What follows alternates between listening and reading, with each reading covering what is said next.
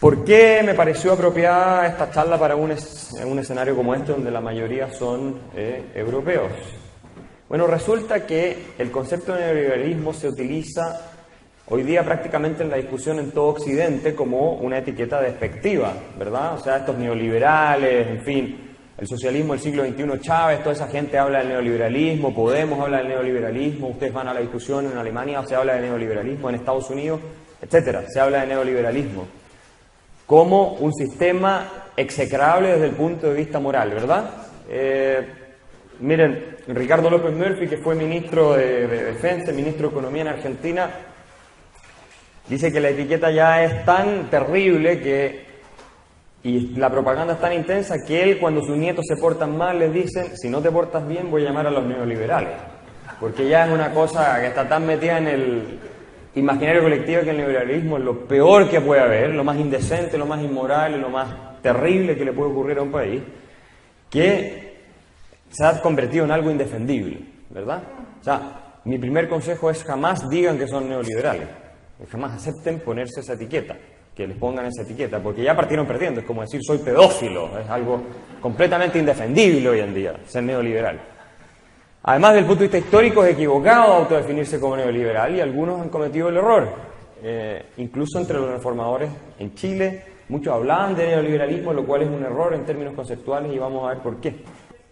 Acá tenemos casos como Monedero, como Harvey, la izquierda en el mundo en general, Naomi Klein, etcétera, detestan lo que ocurrió en Chile, porque obviamente fue, desde el punto de vista de los resultados, bastante económicos, al menos bastante exitoso. Así también lo reconoce gente como Paul Krugman, que ha dicho que las reformas en Chile fueron muy exitosas, en un libro que él tiene. Pero ¿qué es el neoliberalismo y de dónde viene el concepto? Esto es importante saberlo. El concepto de neoliberalismo, al menos lo que he podido descubrir, lo elaboró un alemán, un intelectual alemán, Alexander Rustow se llamaba.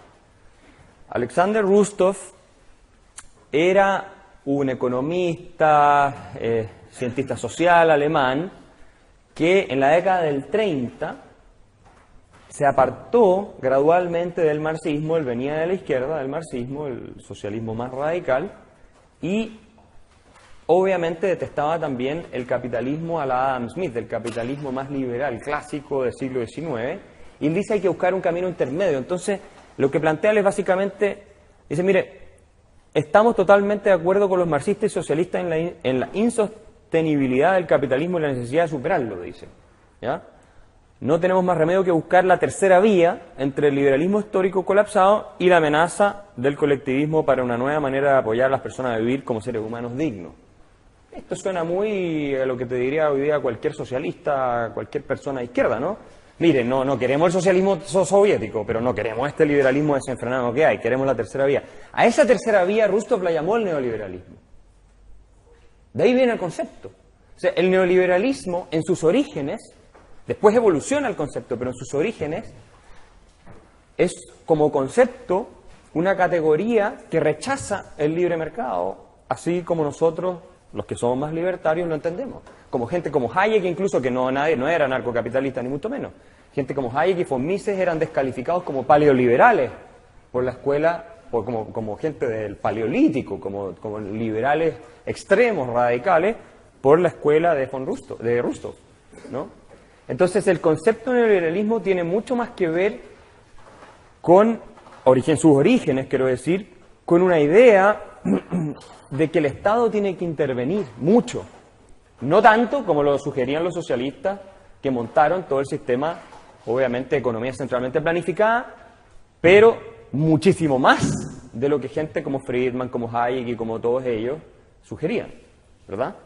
Entonces, esto viene de la década del 30 y después se acuña y queda consagrado en el famoso coloquio Lippmann en París, también en las fines de la década del 30, mediados de la década del 30, en que por un minuto se entiende que se va a denominar neoliberalismo a las ideas ahí representadas. Entre otros estaban invitados Hayek y otra gente más, y después, obviamente, se celebra 10 años después la Mont-Pelerin, que vamos a entrar a eso, pero es importante tener claro esto.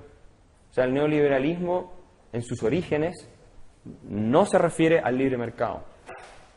no es un concepto que tenga que ver con lo que se denuncia hoy. O sea, lo que dicen monederos, lo que dice Harvey, de lo que habla Ferguson, de lo que hablan ellos, como neoliberalismo, aunque Ferguson no utiliza ese concepto de neoliberalismo, que yo recuerde por lo menos, pero sí lo utiliza la doctrina más de izquierda para, de alguna manera, ponerle una etiqueta a ciertas reformas. Bueno, eso no tiene que ver con el origen histórico. De hecho, esto es mucho más parecido a una socialdemocracia muy intervencionista, lo que planteaba Rousseau. No una economía centralmente planificada, como les digo, pero sí muy intervencionista. Entonces, a pesar que él, obviamente, como todos los autores, tiene interpretaciones que son un poquito más liberales, otras menos liberales. Pero ojo que él venía también del socialismo radical. Entonces, ese es un tema que hay que tener claro para saber de qué estamos hablando. Porque mucha gente se pregunta, bueno, ¿de dónde viene este concepto? Después se degenera y se le empieza a aplicar la etiqueta neoliberalismo y se meta todo en el mismo saco.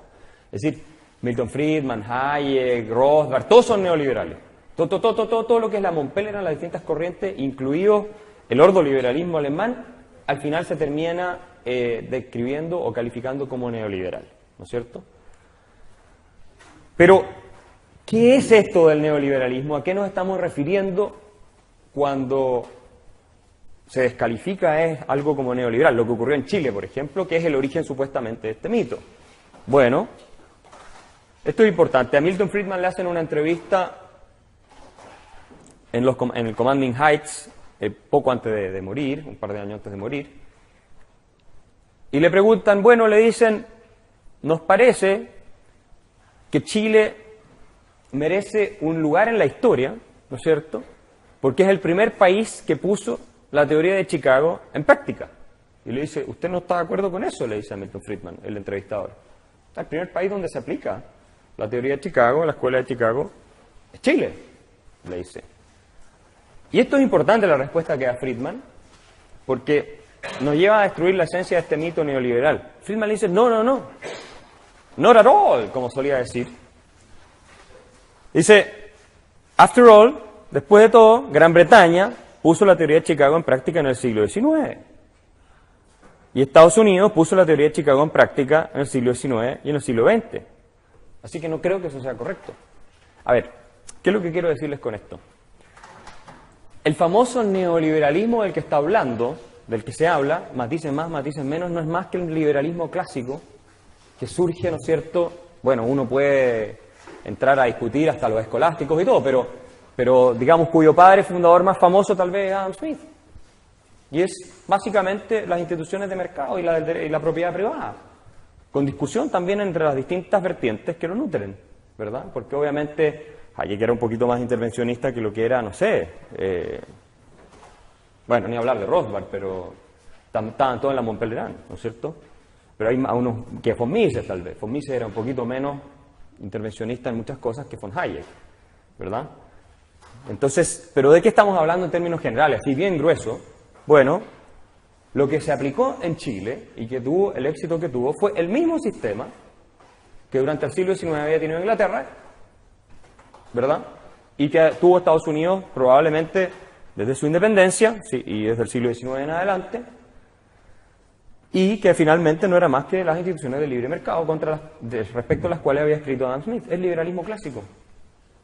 Esa es la revolución que se hizo en Chile. Esos son los principios generales que inspiraron la reforma en Chile. Fueron propiedad privada, apertura de los mercados, moneda estable, impuestos muy bajos, o no muy bajos, pero en realidad en Chile eran bastante bajos después de la reforma. Podrían haber sido más bajos a mi juicio. Y que el Estado no asuma un rol empresarial. Ahora, ¿todo esto se aplicó de manera químicamente pura? No se aplicó de manera químicamente pura. Pero, entonces, cuando hablamos de neoliberalismo y se relaciona mucho con Friedman, como dice el monedero Friedman, ¿no es cierto?, que es el Voldemort de los liberales, porque Friedman es como el mal encarnado sobre la tierra. Curiosamente, a Friedman lo detesta mucho más que a von Hayek, a pesar de que von Hayek fue mucho más devastador, creo yo, desde el punto de vista intelectual para el proyecto del socialismo. Pero Friedman lo detesta más y yo creo que tiene que ver con el hecho de que como intelectual público fue mucho más efectivo que Hayek. Hayek no era realmente un intelectual público, pero Friedman sí. Y pasó por todas partes y fue asesor de distintos gobiernos, en fin. Entonces, es eso. No existe el neoliberalismo, a mi juicio. Es un mito. Lo que hay son instituciones de libre mercado que funcionan o no funcionan. Eso es todo. Y que tenían un antecedente histórico en la Inglaterra, como dice bien Friedman, del siglo XIX en adelante, incluso un poquito antes, y en Estados Unidos, que fueron los países tal vez más exitosos. Ahora hay otros casos más, obviamente que son también posteriores y en fin. Incluso, bueno, después eso lo voy a decir después. Entonces, ¿cuál fue el resultado de la transformación liberal clásica? Porque no es neoliberalismo, eso es bullshit. El neoliberalismo es tal vez lo que existe hoy día en muchos países de Europa que están quebrados con estados de benefactores que no pueden financiar. Eso es neoliberalismo. Pero eso no es el liberalismo clásico. En Chile lo que ocurrió fue esto. El crecimiento, si ustedes ven este gráfico, con datos de la ONU y de la CEPAL, elaborado por José Piñera, que fue el arquitecto de las reformas de pensiones en Chile, y de otras reformas más, obviamente. Resulta que Chile fue un país de crecimiento bastante mediocre, en general, durante todo el siglo XX, una economía bajo el promedio de la latinoamericana, con unos niveles de inflación muy altos, después voy a explicar un poquito más eso. Y hasta 1975, ustedes ven ahí, hay una crisis muy grande, a principios de los 70, obviamente vino el golpe de Estado, todo lo demás. ¡Pum! Miren ustedes, pero vean ustedes esa curva roja hacia arriba. Ese es el mismo país, la misma cultura, la misma gente, la misma idioma, la misma mentalidad. Teníamos un sistema de lo que se conoce, lo que Ann Kruger ha llamado Rent-Seeking Society antes de eso. Martín hablaba de cómo Argentina se cerró después de la Gran Depresión. Bueno, en Chile nos pasó exactamente lo mismo, y tal vez más extremo, porque encima la CEPAL, ¿no es cierto?, que ustedes conocen, que se fue a instalar a Chile, era dirigida por un argentino, Raúl Prebisch, que se fue a instalar a principios de la década del 50 a Chile, a dirigirla, y que le decían el Keynes latinoamericano. Y Raúl Prebisch detestaba la libertad económica, la detestaba con todo su ser, y él declaraba que admiraba a los socialistas en Argentina y todo lo demás. Y esas ideas fueron las más influyentes de la política económica de América Latina durante varias décadas, hasta la década del 80, hasta el consenso de Washington prácticamente. Entonces, nos mantuvimos en una situación de permanente, esto se aplica también para el resto de América Latina, pero aquí está el caso de Chile, nos mantuvimos en una situación de permanente problema económico, donde no crecía nada la economía, de hiperinflación, de desorden social y de amenaza, y esto es muy importante, de movimientos radicales marxistas en todo el continente que obviamente prometían el paraíso sobre la tierra, aprovechándose de que las condiciones sociales y económicas no satisfacían las demandas de la población, ¿verdad? Y de hecho hubo todo un programa de Kennedy, la Alianza para el Progreso, en los 60, donde Kennedy prometió que en 10 años los países ya van a estar saliendo adelante y todo lo demás. Lo que ocurrió fue todo lo contrario. ¿Por qué? Porque estaban inspiradas en las mismas ideas proteccionistas. Entonces, en los 70 comienza la transformación basada en las ideas de Friedman y Hayek, es verdad, sí, pero son ideas que ya venían de antes de Adam Smith, de los escolásticos, si ustedes quieren, españoles. Entonces, ¿qué es lo que hace? Se abre la libertad. Se desregulan los precios, se controla la inflación, se abren los mercados, se vuelve a proteger la propiedad privada, todas esas cosas que son como súper elementales para que una economía funcione. Y miren ustedes lo que pasó con Chile. Y la pobreza cayó un 50%, hoy día es menos de un 10%. Estos son hechos, esto no es... y digamos que la CEPAL y la ONU no son sospechosas de formar parte de la conspiración neoliberal mundial.